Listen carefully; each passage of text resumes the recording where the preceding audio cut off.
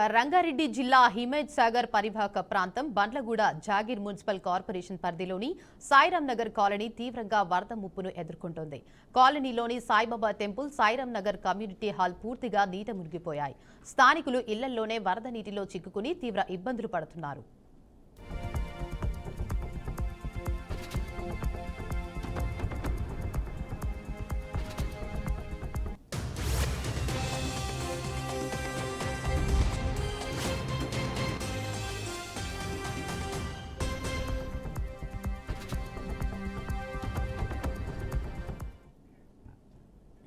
రంగారెడ్డి జిల్లా ఉస్మాన్ సాగర్ కు భారీగా వరద నీరు వచ్చి చేరుతుంది. దీంతో ప్రాజెక్టు 15 గేట్లు 9 ఫీట్లు ఎత్తి వరద నీటిని మూసిలోకి అధికారులు విడుదల చేశారు.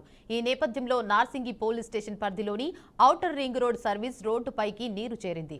వాహనదారులు రాకపోకలకు అంతరాయం ఏర్పడకుండా అధికారులు ఆ మార్గాన్ని తాత్కాలికంగా మూసివేశారు.